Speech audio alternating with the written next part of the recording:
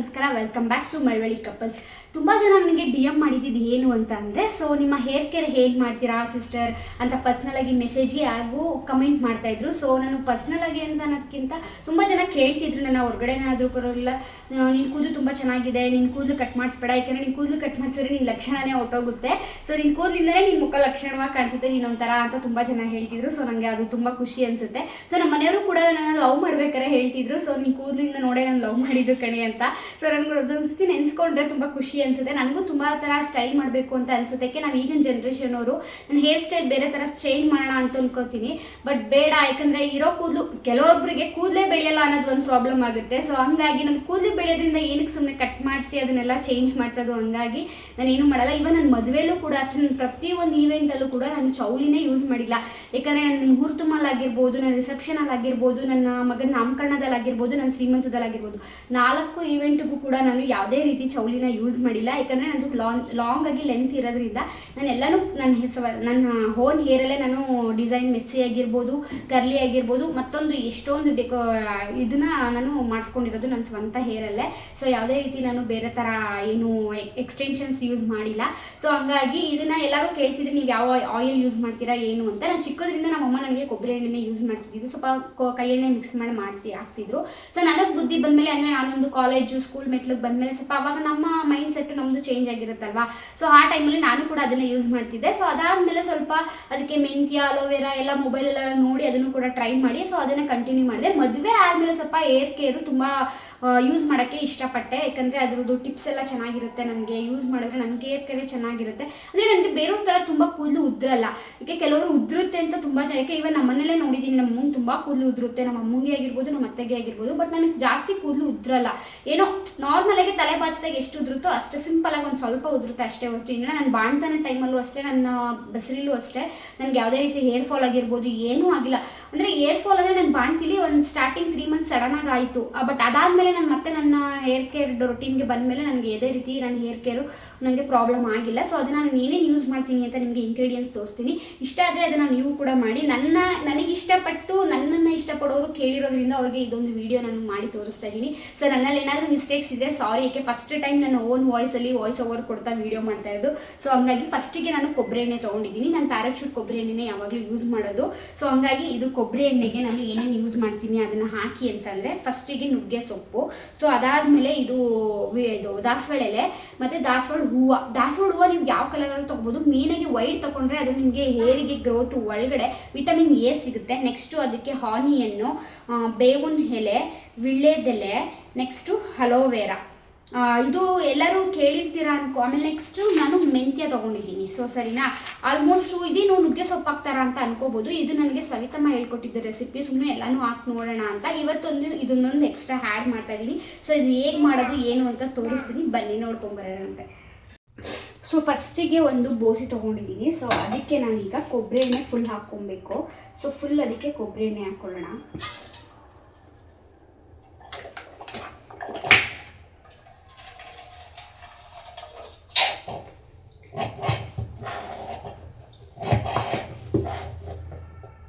ನೋಡಿ ಫುಲ್ಲು ಈ ಥರ ಆಗುತ್ತೆ. ಸೊ ಇದಕ್ಕೆ ಈಗ ಕಾಯಕ್ಕೆ ಇಡೋಣ.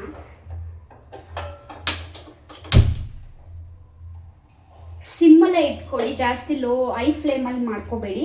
ಸೊ ಫಸ್ಟಿಗೆ ನಾನು ಈರುಳ್ಳಿ ಹಾಕ್ತಾಯಿದ್ದೀನಿ. ಸೊ ಎಲ್ಲ ಇಂಗ್ರೀಡಿಯೆಂಟ್ಸ್ನು ಸ್ವಲ್ಪನೇ ಹಾಕಬೇಕು. ಸೊ ಇದನ್ನು ಟ್ರೈ ಮಾಡಿ ನೋಡಿ, ಈಗ ಚೆನ್ನಾಗಿರುತ್ತೆ. ಸೊ ನಿಮಗೂ ಸ್ವಲ್ಪ ಕೂದಲು ಲೆಂತಿ ಆಗಿರ್ಬೋದು, ಕೂದಲು ಉದುರುಕೆ ಆಗೋದು ಎಲ್ಲ ಕಮ್ಮಿ ಆಗುತ್ತೆ. ಸೊ ಹಂಗಾಗಿ ನಾನು ಹೇಳ್ತಾ ಇರೋದು. ಸೊ ನೋಡಿ, ಟ್ರೈ ಮಾಡಿ. ನನಗೆ ಯಾವುದೇ ರೀತಿ ಇದನ್ನು ಯೂಸ್ ಮಾಡಿದಾಗಿಂದ ಹೇರ್ ಫಾಲ್ ಆಗಿರ್ಬೋದು ಏನೂ ಆಗಿಲ್ಲ ಇವತ್ತುವರೆಗೂ. ಸೊ ಹಂಗಾಗಿ ನಾನು ಯೂಸ್ ಮಾಡ್ತಾ ಇದ್ದೀನಿ.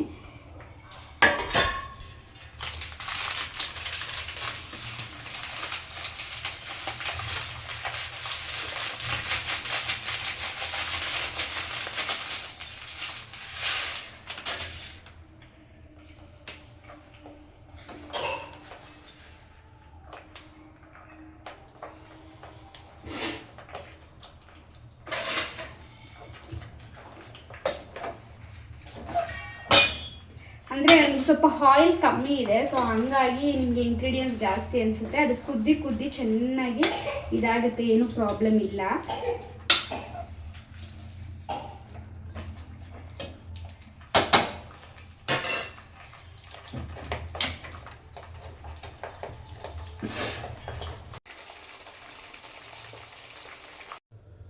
ಫೈನಲಿ ನೋಡಿ ಎಣ್ಣೆ ರೆಡಿಯಾಗಿದೆ. ಸೊ ಇದು ಚೆನ್ನಾಗಿ ನೊರೆ ಬಂದಿರುತ್ತಲ್ಲ, ಸೊ ನೊರೆ ಎಲ್ಲ ಕಮ್ಮಿ ಆದಮೇಲೆ ಆಯಿಲ್ನ ಆಫ್ ಮಾಡ್ಕೋಬೇಕು. ಸೊ ಆಫ್ ಆದಮೇಲೆ ಇದನ್ನು ಚೆನ್ನಾಗಿ ಹಾರಕ್ಕೆ ಬಿಡಬೇಕು. ಯಾಕೆ ಬಿಸಿನಲ್ಲೇ ಹಾಕಿದ್ರೆ ಬಾಟಲ್ಗೂ ಸ್ವಲ್ಪ ಪ್ರಾಬ್ಲಮ್ ಆಗುತ್ತೆ, ಜೊತೆಗೆ ಇದು ಹಾರಿದ್ರೆ ತುಂಬ ಚೆನ್ನಾಗಿರುತ್ತೆ. ಸೊ ಹಂಗಾಗಿ ಹಾರಿದಾಗ ಅದರಲ್ಲಿರೋ ಸಾರಾಂಶ ಎಲ್ಲ ಫುಲ್ ಕೆಳಗಡೆ ಬೀಳುತ್ತೆ ಎಣ್ಣೆ. ಸೊ ಹಾರಿದ್ಮೇಲೆ ನೋಡಿ ಈ ಥರ ಬರುತ್ತೆ, ನಮಗೆ ಆಯಿಲು ಈ ಥರ ಕಲರ್ ಬರುತ್ತೆ. ಈಗ ಇದನ್ನ ನಾನು ಸೋರಿಸ್ಕೊಂಡು ಬೇರೆ ಬಾಟಲ್ಗೆ ರಿಫಿಲ್ ಮಾಡ್ಕೊತೀನಿ ನೋಡಿ.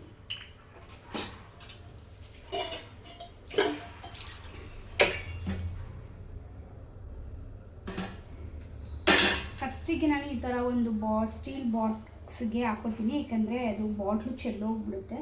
ಸೊ ಹಾಗಾಗಿ ಫಸ್ಟ್ ಇದಕ್ಕೆ ರಿಫಿಲ್ ಮಾಡ್ಕೊತೀನಿ.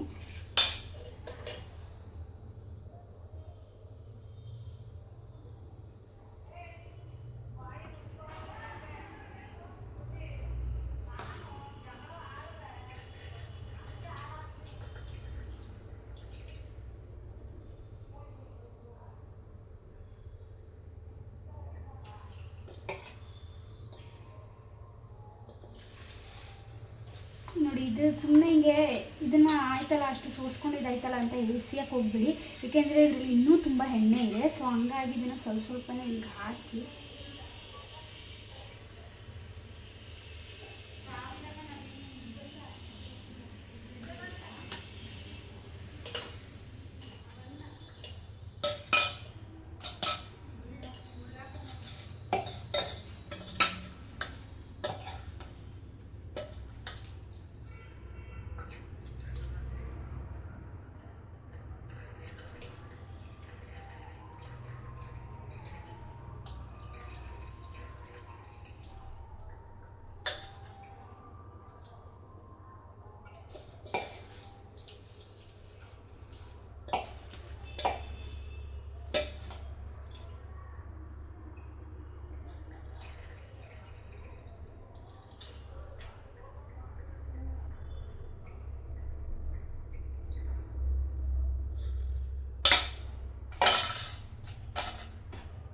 ಈಗ ನಾನು ಇದನ್ನು ವೇಸ್ಟ್ ಮಾಡೋಕ್ಕೆ ಹೋಗಲ್ಲ, ಇದನ್ನೇ ಕೂಡ ತಲೆಗೂ ಅಪ್ಲೈ ಮಾಡ್ಕೊತೀನಿ. ಸೊ ಈಗ ಇದನ್ನು ಇಲ್ಲಿಂದ ಈ ಬಾಟಲ್ಗೆ ರಿಫಿಲ್ ಮಾಡ್ಕೊತೀನಿ.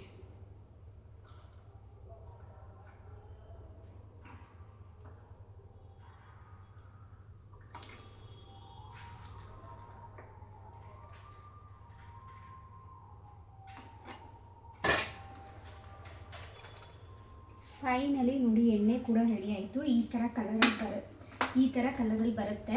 ಬಿಕಾಸ್ ನನಗೆ ಅಂದರೆ ನಾನು ಹೇಳಿದ್ನಲ್ಲ ಪ್ಯಾರಾಚೂಟ್ ಆಯಿಲು ಸ್ವಲ್ಪ ಕಮ್ಮಿ ತೊಗೊಂಡಿರೋದ್ರಿಂದ ನನಗೆ ಕಮ್ಮಿ ಇದೆ. ನೀವು ಆ ಬಾಟಲ್ ಫುಲ್ ಹಾಕಿ ನಾವು ಈ ಇಂಗ್ರೀಡಿಯೆಂಟ್ಸ್ ಫುಲ್ ಹಾಕಿದಾಗ ನಮಗೆ ಬಾಟಲ್ ಆ ಎಣ್ಣೆ ಎಲ್ಲ ಚೆನ್ನಾಗಿ ಕುದ್ದಿ ನಮ್ಗೆ ಅಷ್ಟು ಬಾಟಲ್ ಎಣ್ಣೆ ಬರುತ್ತೆ.